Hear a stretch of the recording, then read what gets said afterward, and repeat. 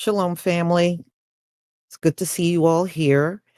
I hope you're having a great day. I'm having some COVID body pains today, so it's really attacking my left knee. So I'm trying not to move around that much. So, y'all, we're going to talk about what Donald Trump is doing. Now, we know he sent the National Guard for LA and recently DC. Well, he wants to expand this thing long beyond DC. So, what he's doing is putting the Alabama National Guard on alert where they can show up within an hour in any city in the country. Wherever there is unrest, these men that are part of the Alabama National Guard will be showing up. And I know what Donald Trump means. See, Donald Trump don't like all of the protests that's going on out in these streets because he knows it's against him. And we know Donald Trump is an ultra sensitive man and he doesn't like it. And now he wants to use the National Guard to bust up all of these protests that are going on. So, y'all, yeah, it's almost like he wants these cities occupied. Whenever something is going on, he wants to send in the National Guard to occupy the city. And that's pretty much what it's going to be, not just in DC or Los Angeles, but all over the country. So I guess if he can't get the martial law he wants, then I guess you know, he's going to implement the National Guard any way that he can. Wow. So we're going to get into this, y'all, and I'm going to let you listen to how people are responding to this thing happening. Yeah, well, Donald Trump don't care about rules. He doesn't care about laws.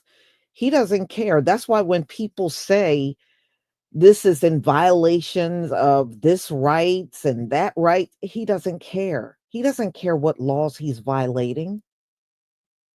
People can say these things all they want, and he's going to ignore it and do whatever the hell he wants,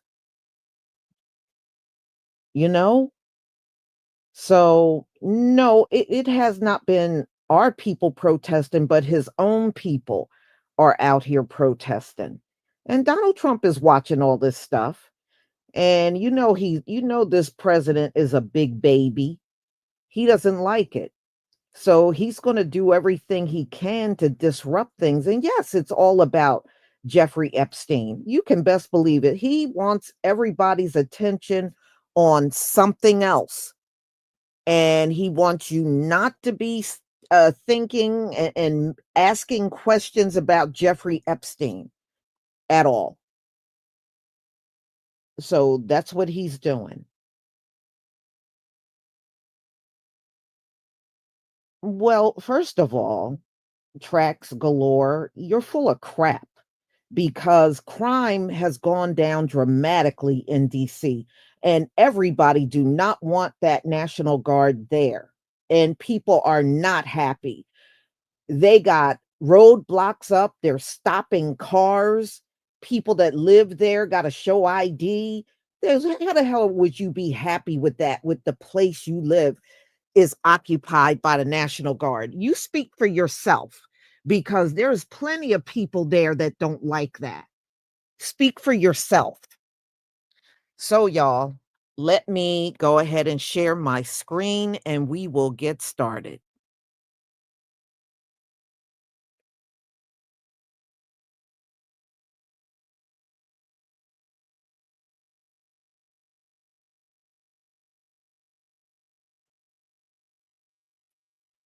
Please give me a one if you can see my screen. Give me a 1 if you can see my screen.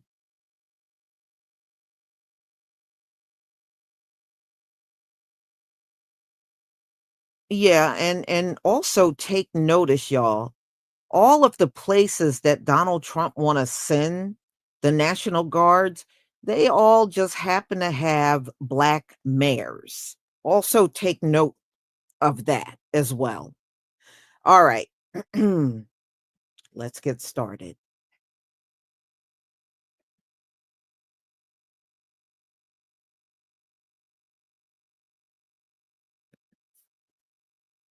News this morning, one day after Donald Trump federalized the Washington, D.C. Police Department and mobilized the National Guard, we're now learning that the Pentagon, under Pete Hegseth and Donald Trump, is actually considering creating a military force to respond to civil unrest across the country, specifically stationed in Alabama and Arizona, in an effort to deploy National Guard troops to areas of civil unrest as quickly as within 1 hour of civil unrest breaking out. That, according to new documents reviewed by the Washington Post. Now, this new force, this new military force, is not yet official, but it is causing serious concerns. It would be called a domestic civil disturbance quick reaction force, and it would be used, in my opinion, to respond not just to legitimate cases of civil unrest where buildings are being burned, hence the United States Capitol building on January 6th, but rather it would be used to respond to protests, to demonstrations across the country. We saw hundreds of people protesting in Washington, D.C. yesterday following Donald Trump's invocation of the Home Rule Act and the federalization of the police department. We saw thousands protesting in Los Angeles over the past several months in response to ICE raids that have torn families apart in the city. And we saw millions protesting on No King's Day, on Donald Trump's birthday, June 14th, just 2 months ago. You know, if this civil response force, this military force, were to be created, it would no doubt be deployed in protests like the No Kings protests, like the LA protests, and like the protests we saw in Washington, D.C. And a lot of legal experts and just commentators are warning that this is Donald Trump's way of having a military force at his beck and call to essentially shut down organizations that organize demonstrations that do not support him. It is a dark day if this is created. We do not have final word just yet. Meanwhile, I spent the morning in Washington, D.C., walking on the ground after overnight reports from a lot of people on social media that the National Guard was out and about, that there was an increased military presence, that there were more arrests. The simple answer is, based on my observances, none of that appeared to be true. And before I continue, if you want to support my work, subscribe to my Substack by clicking the button below or send a one-time donation via Venmo to Aaron-Parnas. The city this morning is business as usual. People are going to work. People are taking their kids to school. The parks are clean and open. There really isn't an increased police force on the ground right now. There may be in some parts of the city that I didn't go to, but in the parts of the city where I went to, there was no increased police force, and it's actually unlikely that the National Guard has even been deployed on the ground just yet. Now, that could very well change in the coming hours and the coming days, and I'm going to be reporting live from Washington, D.C. every single day over the next 30 days to provide you with what's really happening on the ground. But there are a lot of videos circulating of mass protests, millions of people. That was not from yesterday. That was from the No King's Day. There are other videos circulating of DC being boarded up and essentially police vehicles. That's also not from yesterday. That's actually from also the No King's Day protest, but also the military parade for the Army's 250th birthday. So there's a lot of misinformation being spread. Be aware of that when you watch the news, when you scroll social media. The Democratic Mayors Association is criticizing Trump's crime policies, stating that crime is down in most major cities, including in Washington, D.C., quote, in spite of him, and accused him of making unprecedented cuts to public safety programs. Now, meanwhile, in non-DC news, July CPI inflation rose 2.7% year over year, which was slightly below expectations, with monthly inflation up 0.2%. But here's the bigger issue. Core inflation reached 3.1% now, which is above the 3% prediction that economists had, and is the first time inflation has reached above 3% since February of this year, and is directly signaling that tariffs, many of which took effect earlier this month, are not working and are actually driving up inflation for the American economy. Now, we're going to see the real impacts of inflation over the next several weeks and several months as these tariffs really take effect. So we'll see what happens next, but inflation is definitely rising in America. Meanwhile, the Teamsters, led by General President Sean O'Brien, are now increasingly donating to Republicans after decades of backing mostly Democrats. They gave $5,000 to the NRCC, $62,000 to GOP congressional candidates, and $50,000 to the Republican Attorney General Association just this year, according to Politico. Texas Democrats, once again,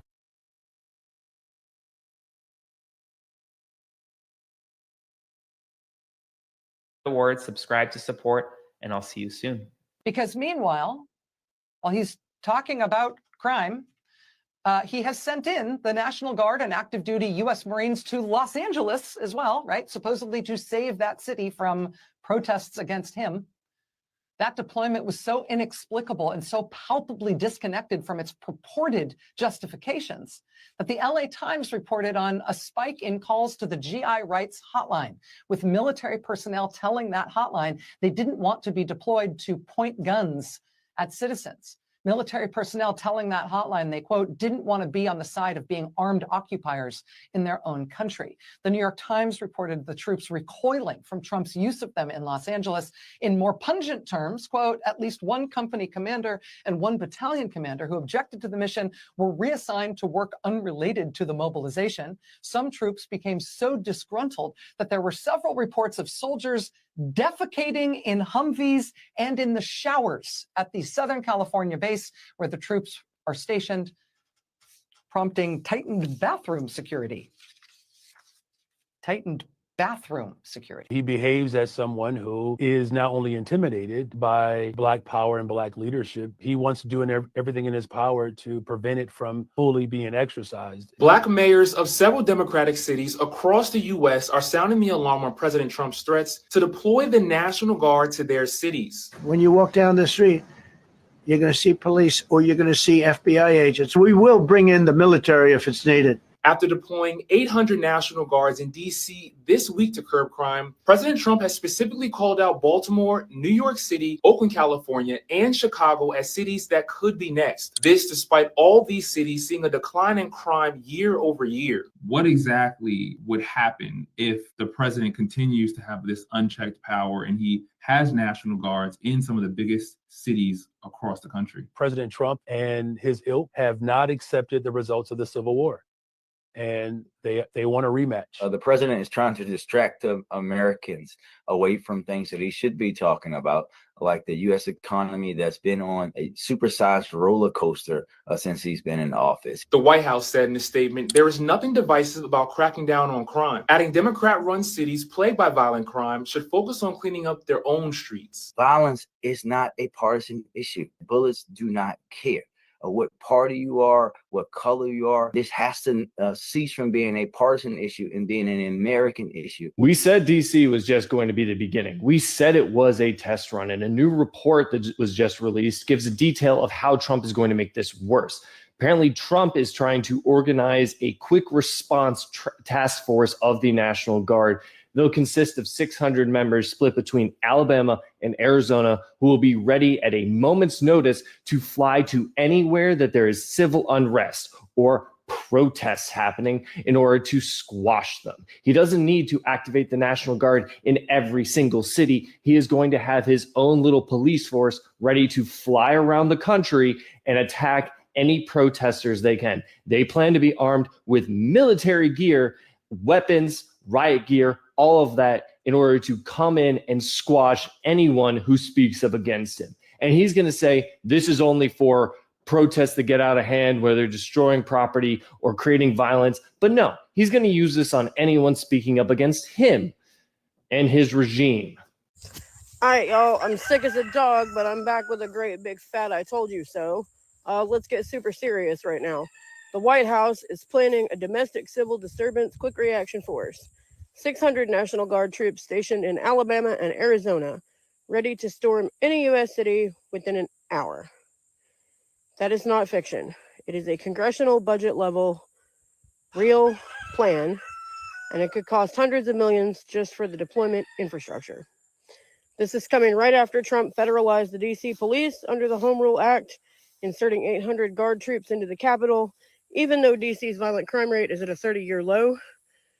We've seen similar behavior in L.A. Trump called for thousands of Guard members and Marines during immigration protests, and then ICE agents marched through MacArthur Park in a clear show of force on civilian recreational property.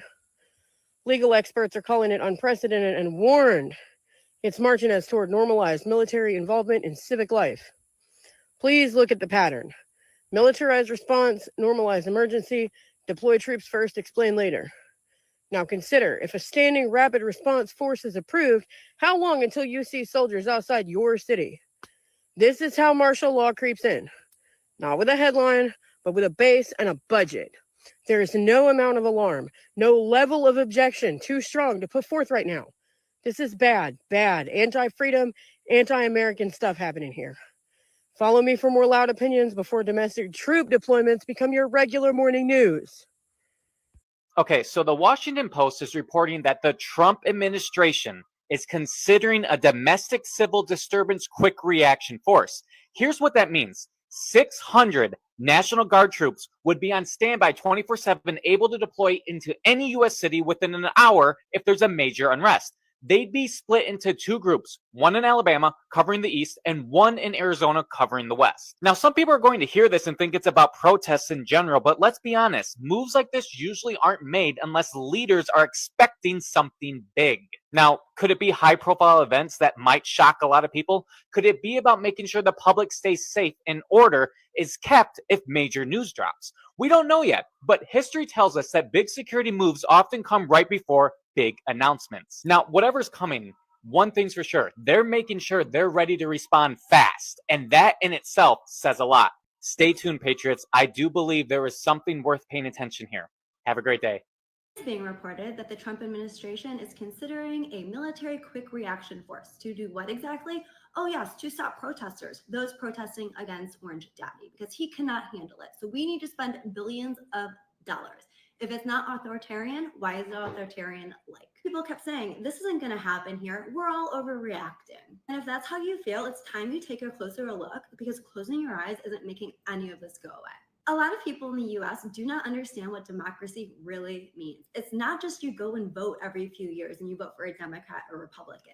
It is your right, regardless of who is in power, to be able to speak out, to protest, and hold those in power accountable without fear. Trump and his administration are going to tell you that these new laws and militarized forces are for your safety. But it's not about safety, it's about control. They don't want you to speak out, even though it is one of your most basic rights as an American. You know where else they use militarized force against their citizens who are speaking out? Countries like Russia and China. That's not democracy, that's authoritarianism. In Russia, you can be arrested for holding a blank sign. Peaceful protesters are arrested off of the streets. And here's the scarier part. Not only do we have Orange Daddy, we have a lot of Republicans, especially in red states, passing harsher protest laws, restricting where you can gather, making it easier to punish dissent. They're calling for a quick reaction unit to squash protests at the moment that they start, and accountable to the people and not bound by checks and balances. Trump has made it clear who he admires. It's Vladimir Putin, the guy who has fraud elections, the guy who has a 90% approval rating, even though it's all fake. In his press conference yesterday, Trump said he would be upset if Daddy Putin went to DC. He would be embarrassed. He hasn't been quiet about it. This is the man who he worships. He wants to be a strong man, just like Putin. But the truth is, men like him and Putin are weak. And weak men cling to power, surrounding themselves with guns, loyalists, and intimidation. Daddy isn't doing this for your safety. He's doing this because he's a narcissist, because he cannot stand it that people do not effing like him. He's doing this to silence opposition, crush protests, and make sure power never leaves his tiny little orange hands. When a government uses military force against its own people, democracy doesn't collapse overnight. It grows piece by piece until one day the freedoms that you thought were permanent are gone. They've never been silent about what they want to do. They've told us, but nobody really believed them that they would do it. I'd hear people say, oh, he says that, but that's not what he wants to do. It's exactly what he wants to do. They've used your own fears against you and made you believe that they would give you safety when in fact they are the ones that are getting rid of your freedoms.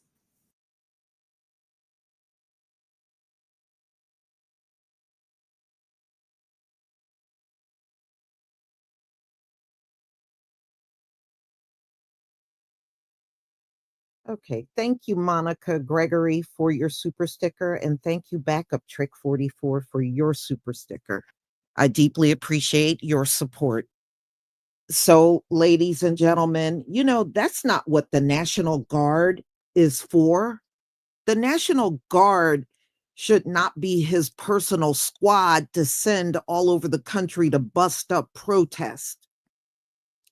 And, if you had some good generals in the Pentagon, which he got rid of all of them, they would not allow this. They would object.